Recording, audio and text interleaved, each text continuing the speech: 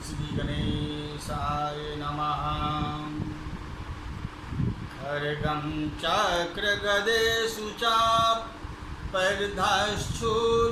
भुसुण्डिशिरः शङ्खं संदधतिं करेस्त्रिनयनां सर्वाङ्गे भूषाभिता लीलास्मदोतिमादस्य पादशस्कामसेदे महाकालिकां यामस्तोतसपिरेह कमलो मन्तु मधुकैटभम्।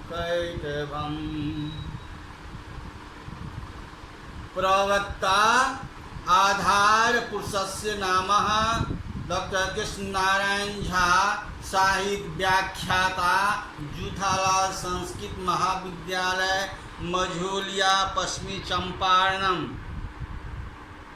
कक्षा शास्त्री प्रतिष्ठा तृतीय खंड। अनिवार्य प्रथम पत्र। निर्धारित पुस्तक का नाम अनिवार्य प्रथम पत्र में संस्कृत वाङ्मय का इतिहास, जो 100 अंक का विश्वविद्यालय द्वारा निर्धारित की गई है। शीर्षक यानी विषय, आज का विषय है माघे सन्ति त्रयोगुणा।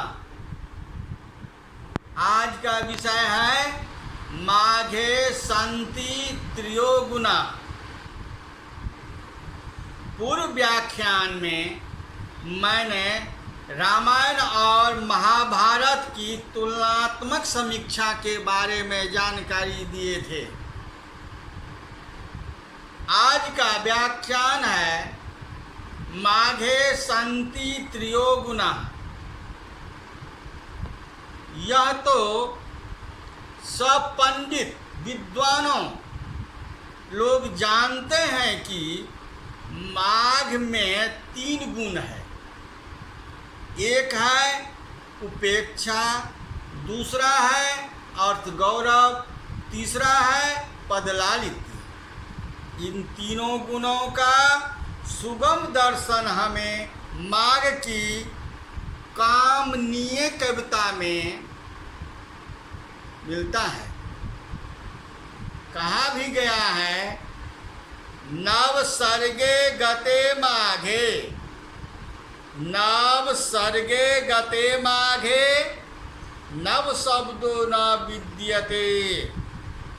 माघ काव्य के प्रथम 9 सर्गों पर पद के सदृश हो उनका शब्द भंडार भी विलक्षण है। माघ के प्रथम 9 सर्ग पढ़ लेने पर नया शब्द ही नहीं बचता है। इस श्लोक का नव सर्गे गते माघे, नव शब्दो न विद्यते। माघ काव्य के प्रथम 9 सर्ग पढ़ लेने पर नया शब्द ही नहीं बचता है। माघ के विविध शास्त्र ज्ञान के सदृश हो उनका शब्द भंडार भी विलक्षण है।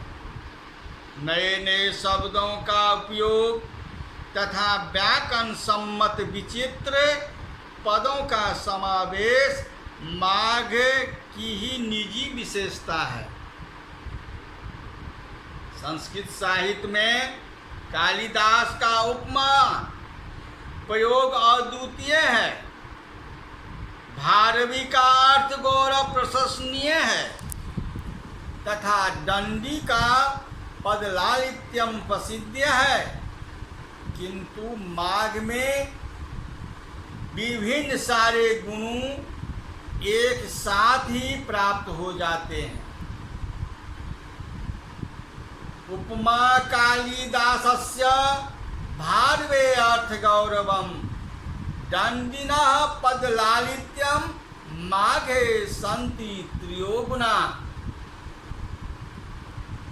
इस उक्ति का यह अभिप्राय नहीं है कि कालिदास में केवल उपमा श्रेष्ठ है अथवा भारविक में केवल अर्थ गौरव है। इसका अभिप्राय यही है कि साहित्य के महाकवि कालिदास की उपमाएं सर्वश्रेष्ठ है। भारवी का अर्थ गौरव सर्वश्रेष्ठ है, किंतु माघ में उपमा अर्थ गौरव एवं पदलालित तीनों ही श्रेष्ठ कोटि प्राप्त होते हैं। माघ की उपमाएं भले ही कालिदास के सदृश न हो, किंतु माघ में सुंदर उपमाओं का अभाव नहीं है। मंगलाचरण 3 प्रकार के होते हैं। मंगलाचरण में शास्त्रकारों ने आशीर्वादात्मक, नमस्कारात्मक क्रिया या वस्तु निर्देश से महाकाव्य को प्रारंभ करने का विधान किया था। तदनुसार महाकाव्य वस्तु निर्देशात्मक श्लोक से प्रारंभ हुए हैं। प्रारंभिक शब्द मंगलात्मक श्री अर्थात लक्ष्मी से आरंभ होता है। शिशुपाल वध नामक महाकाव्य के रचयिता महाकवि का नाम संस्कृत अनुयायियों में सुपरिचित है। माघ ने शिशुपाल वध महाकाव्य की समाप्ति पर उनके वंश का तनिक सा विवरण दिया है। माघ के पितामह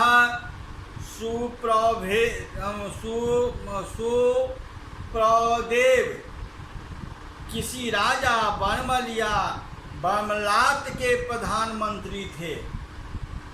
उनके पुत्र दत्तक हुए जो अत्यंत उदार तथा सभी को आश्रय देने के कारण सर्वश्रेय उपाधि से अनेक अलंकित हुए। उन्हीं दत्तक के पुत्र माघ हुए। उन्होंने सुकवि रूप में कीर्ति प्राप्त करने के लिए लक्ष्मीपति के चरित्र कीर्तन स्वरूप शिशुपाल वध की रचना की। माघ केवल सरल कवि ही नहीं थे, अपितु एक प्रचंड सर्वशास्त्र तत्व विद्वान भी थे। विभिन्न शास्त्रों का अध्ययन जितना माघ ने किया है, इन शास्त्रों के सिद्धांतों का जिस सुंदर रीति से माघ ने प्रतिपादन किया है, दुर्लभ है वह संस्कृत साहित्य के किसी अन्य महाकाव्य में। भारवीन में राजनीतिक पटुता अवश्य दिख पड़ती है। श्री हर्ष में दार्शनिक उद्भावता अवश्य उपलब्ध होती है, परंतु माघ में सब शास्त्रों का जो परिनिष्ठित ज्ञान दृष्टिगोचर होता है, वह उन दोनों कवियों में कहाँ। उनमें भी पांडित्य है, परंतु वह केवल एकांकिक है। इसके विपरीत माघ का पांडित्य सर्वगामी है। वेद तथा दर्शनों से लेकर राजनीति तक विशिष्ट परिचय उनके काव्य में पाया जाता है। माघ का वेद विषय ज्ञान प्रशंसनीय है। प्रातः काल के समय उन्होंने अग्निहोत्र का सुंदर वर्णन किया है। हवन कर्म में आवश्यक सामधेनी ऋचाओं का उल्लेख किया है। वैदिक स्वरों की विशेषता को आपको भली भांति मालूम थी। स्वर भेद से अर्थभेद हो जाया करता है, इस नियम का उल्लेख मिलता है। एक पद में होने वाला उदात्त स्वर अनुस्वरों को अनुदात्त बना डालता है। एक स्वर के उदात्त होने में अन्य स्वर निधात हो जाते हैं। ईश्वर विषयक प्रसिद्ध विषय का प्रतिपादन मात्र ने शिशुपाल के वर्णन में बड़ी सुंदर रीति से किया है। माघ का ज्ञान ललित कलाओं में भी ऊंची कक्षा का था। वे संगीत शास्त्र के सूक्ष्म विवेचक थे। जगह जगह पर संस्कृत शास्त्र के मूल तत्वों का निर्देशन कराया गया है। अलंकार शास्त्र में माँ की प्रवीणता की प्रशंसा करना व्यर्थ है, वह तो कवि का अपना प्रदेश है। माघ ने राजनीति के गुण तत्वों को सम्यक रूप से समझाने के लिए अलंकार शास्त्र का नियमों का सहारा लिया है। माघ ने एक सच्चे कवि अलंकारी के ऊंचे पद से शब्द तथा अर्थ दोनों को काव्य माना है। कहने का सारांश यह है कि माघ एक महान कवि पंडित थे।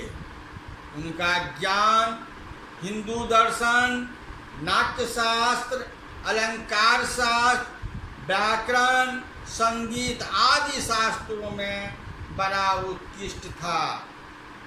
माघ ने अपना संपूर्ण ज्ञान कविता कामनी को अर्पण कर दिया।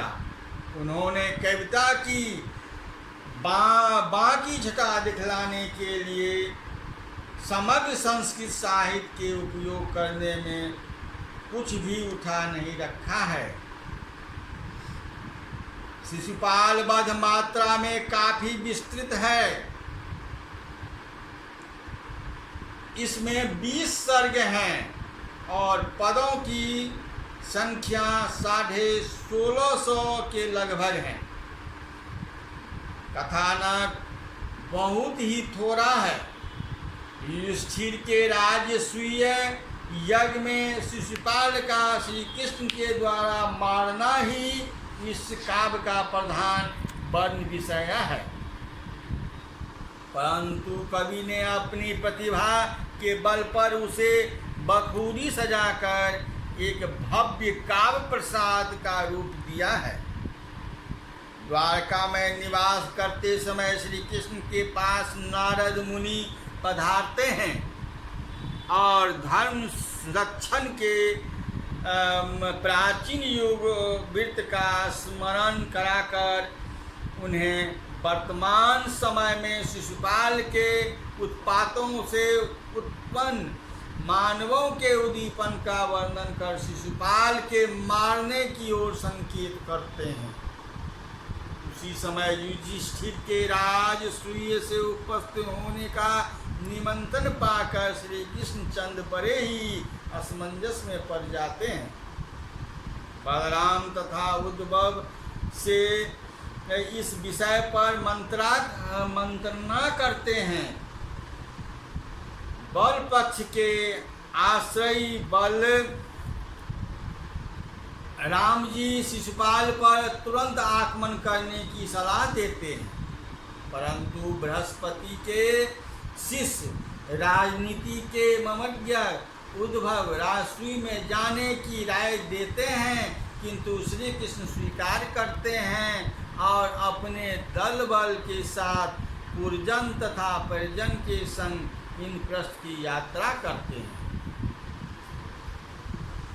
रास्ते में वर्णन तथा मार्ग निवास का चित्रण करने में माघ ने बड़ा विस्तार दिखलाया है। रेवत पर्वत तथा वहाँ कृष्ण के निवास के वर्णन में 2 सर्ग खर्च किए गए हैं। 6 ऋतुओं के विस्तृत चित्रण में एक लंबा सर्ग छठा लगाया गया है। 7वें सर्ग में वन विहार का कामनीय चित्रण है, तो 8वें सर्ग में यादव रमणियों की नाना प्रकार की जलकेली का बहुरंगी वर्णन किया है। 9वें सर्ग में कवि ने सूर्य के अस्त होने, संध्या काल में अंधकार के विस्तार तथा तदंतर चंद्रोदय के चारों वर्ण में लगाया है। तदंतर रात्रि का आगमन कवि को मधुपान गोष्ठी तथा सूरत क्रीड़ा को मनोरम झांकी दिखलाने के लिए प्रलुब्ध करता है। इसके पीछे होता है प्रभात, जिसका सुंदर चमत्कृत वर्णन पूरे 11 सर्ग का वर्ण विषय है। दीर्घ अभियान के अंतर्गत श्री कृष्ण अपनी जादवी सेना के साथ इंद्रप्रस्थ पहुँचते हैं और युधिष्ठिर के सभास्थल में विचरने लगते हैं। तदंतर यज्ञ का समारोह अपने पूर्ण विलास के साथ आरंभ होता है तथा अपने आसन पर पहुंचता है। और देखिए, कवि की 14वां सर्ग में यज्ञ में किसी विशिष्ट व्यक्ति की पूजा अवश्यमेव होती है।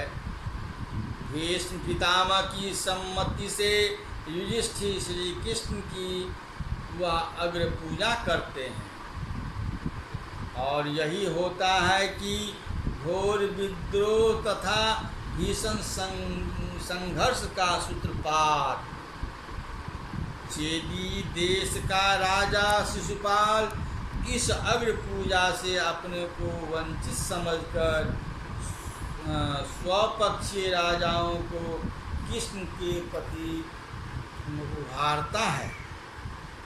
15वें सर्ग में अंत में दोनों पक्षों के सैनिकों के बीच प्रथम युद्ध होता है। 16 से लेकर 19 सर्ग तक और अंतर्गत्वा शिशुपाल के साथ श्री कृष्णचंद्र का रोमांचकारी युद्ध होता है। इससे श्री कृष्ण अपने शत्रु को परास्त कर सुदर्शन चक्र से उनका सिर काट डालते हैं। इस महाकाव्य की कथा यही संक्षेप है। महाकवि परम वैष्णव थे। महाकवि परम वैष्णव थे और इसलिए अपने काव्य को लक्ष्मी पतेश चलित कीर्तन मात चारु बतलाकर अपनी नम्रता तथा अहंकारहीनता सुंदर ढंग से प्रकट करते हैं। भगवान लक्ष्मीपति के केवल कीर्तन होने से ही यह काव्य रुचिर है। यह कथन माँ कवि की सहज नम्रता का द्योतक है। अन्यथा यह काव्य शब्द तथा अर्थ दोनों प्रकार के सौंदर्य से पूर्णतया मंडित है। माँ कवि का शब्दों पर प्रभुत्व सर्वातिशायी है, और तभी तो आलोचक वर्ग नव स्वर के बीत जाने पर किसी नव नूतन शब्द के अस्तित्व का सर्वदा विरोधी है। नव सर्गते मागे नव शब्दों न विद्यते। मागे संति त्रियो गुणाः। माँ की प्रतिभा के पारखी प्राचीन आलोचक एक स्वर से कालिदास की उपमा भारवी का अर्थ गौरव तथा दंडी का पद लालित्यम, इन तीनों का मंजुल स्वमन्वय उनकी कविता में स्वीकार करते हैं। उपमा अर्थ गौरव एवं प्रलालित माघ की कविता में प्रचुर मात्रा में उपलब्ध होता है, परंतु माघ की अपनी भी एक निजी विशेषता है। वह किसी वर्ण को अलंकित करने की कला, प्रत्येक वर्ण तथा प्रत्येक भाव साधारण शब्दों में न होकर अलंकारों से विभूषित भाषा में प्रकट किया गया है। यह रहस्य को न जानने के कारण नवीन आलोचकों को उनकी कविता में कृत्रिमता की गंध आती है, परंतु यह सर्वथा अनुचित है। माघ की कविता कृत्रिम नहीं है, अपितु अलंकृत है। वह युग की पांडित्य का युग था।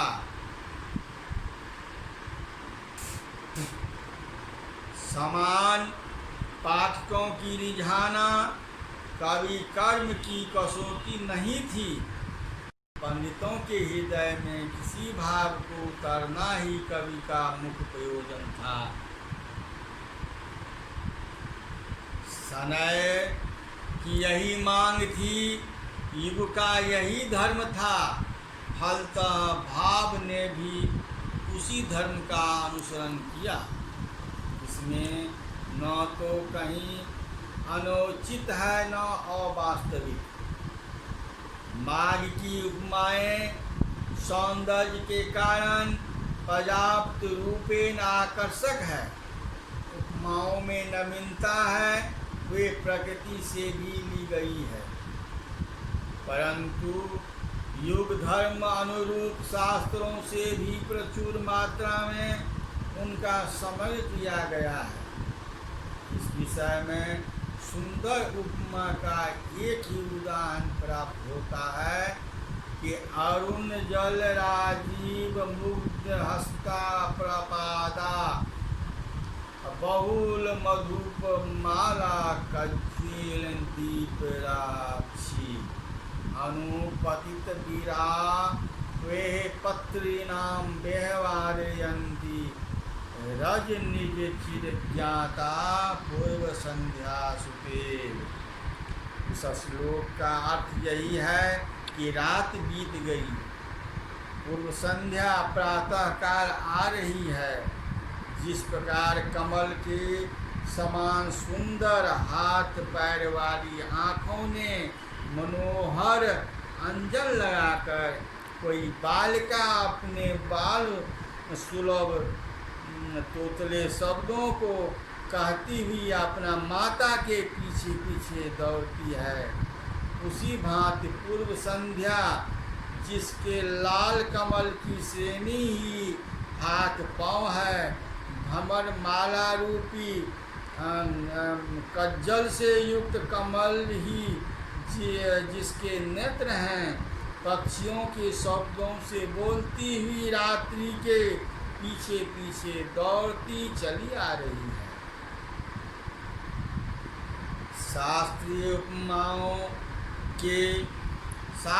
उपमाओं के सौंदर्य के लिए रस शास्त्र की यह उपमा कितनी सुंदर विशद तथा चमत्कार पूर्ण है। बौद्ध दर्शन में स्कंद पंचक को ही आत्मा मानते हैं। इस उपमा की अवतारणा राजनीति के मुख्य तत्व को समझाने के लिए बड़ी सुंदरता से माघ ने की है। माघ में भी अर्थ गौरव की कमी नहीं है। अर्थ गौरव का तात्पर्य थोड़े शब्दों में अधिक अर्थों का समावेश करना इस कार्य में माघ का नैपुण्य अवलोकनीय है। सांख्य दर्शन के मुख्य सिद्धांत एक ही पद में इनकी विशदता के साथ वर्णित है और इसके भीतर समस्त सांख्य दर्शन सिमट कर वर्तमान है। इस अर्थ गौरव की अभिव्यक्ति के लिए इस श्लोक का अवलोकन उचित करना होगा। पदलालित्यम वहाँ होता है जहाँ पदों में परस्पर मैत्री होती है। पद इतने जमाए होते हैं, इतने नपे तूले होते हैं कि वे अपने स्थान से हटाते, डिगाए नहीं दिखते। अनुप्रास की छटा ऐसे स्थानों पर विशेष रूप से पाठक का मनोरंजन करती है। माघ के पदों में श्रुति मधुर शब्दों की संगीतात्मक एक सस्ता बीना की झनकार की भांति अर्थाबोधन की प्रतीक्षा किए बिना ही हृदय को रसालुप्त बना डालती है। यमक पर आश्रित दुत विलंबित ही की यह कविता मार्ग के पद विन्यास की विशेषता है। वसंतकाली शोभा का निर्दर्शन एक ही पर पर्याप्त होता है। मार्ग को कविता में कला पक्ष की कमनीयता एवं अविस्मरणीय घटना है। वक्रोक्ति से मंडित तथा शाब्दिक और आर्थिक चमत्कार के उत्पादक अलंकारों से सुसज्जित पद विन्यास की मार्ग की सृष्टि में सच्चे काव्य का निदर्शन है। मेरी दृष्टि में मार्ग के प्रवीण पद उस गुलदस्ते के समान हैं जिसे माली ने अनेक रंगीन फूलों के मंजूर मिश्रण से तैयार किया है और जो खूब कटे छटे नपे तुले होने से विद्वान जनों ने मनोविनोद की नयनाभिराम कलात्मक वस्तु होते हैं। कवि में वस्तु के अंत स्थल को परखने की क्षमता है तथा उसे सुंदर शब्दों में प्रकट करने की अद्भुत कला है। माघ की रमणीयता की भावना सौंदर्य शास्त्र का रहस्य मंत्र है। क्या है माँ? क्षणे क्षणे यन्वता मुसेति तदेव रूपम रमणीयताया। जो क्षण क्षण में नवीनता को प्राप्त करता है वही पुरातन या फीका नहीं पड़ता। यही तो रमणीयता का रूप है। प्रातःकालीन सूर्य का परिचित रूप हमारे कवि की पुष्ट में एक आलोक समान रूप का प्रतीक बन जाता है। माघ काव्य के वर्णन प्राकृत मानुष खूब सजीव है। प्रत्येक वर्ण में स्वाभाविकता पूरी तरह प्रदर्शित की गई है। कवि की प्रगति व्याख्यान शक्ति का पूरा पता इन्हीं स्वाभाविक वर्णों से भली भांति लगता है। इन वर्णों में वास्तविकता भरी पड़ी है। रेवत पर्वत, ऋतु, जल कीरा, संध्या, चंद्रोदय आदि का वर्णन अलंकारिक तथा सांप्रदायिक है। माघ का प्रातः प्रभात वर्णन संस्कृत साहित्य में अनुपम माना जाता है। इसकी कल्पनाएं कवि के उभर मस्तिष्क की मनोहर उपज है। प्रातःकाल झपकी लेख का नितांत स्वाभाविक वर्णन है। चौकीदार अपने समय को बिताकर सोना चाहता है। वह दूसरे पहरेदार को जागो जागो कहकर पद पद पर जगा रहा है। वह पहरेदार जागते हुए भी सो रहा है। नींद के मारे अनर्थक आय बाय कुछ शब्द करता है अवश्य, परंतु फिर भी वह सो जाता है। जाग भी अपने पहरे पर नहीं जाता। क्या ही सुंदर स्वाभाविक वर्णन है। माघ पंडित कवि कहे जाते हैं, परंतु मैं तो उसे प्रायोवाद ही मानता हूँ। उनका शिशुपाल वध सचमुच संस्कृत साहित्य का एक उज्जवल हीरक है। उसकी प्रभाव आज भी उसी विलंबता के साथ चमक रही है। समांतर जनता के हृदय में चित्रण एवं अभिज्ञात जनों के वर्णन में, कोमल पदावली के विन्यास में तथा उदात्त कल्पना के चमत्कार में शिशुपाल वध देववाणी का नाम मनोरम श्रृंगार है। इति समाप्तम संपूर्णम।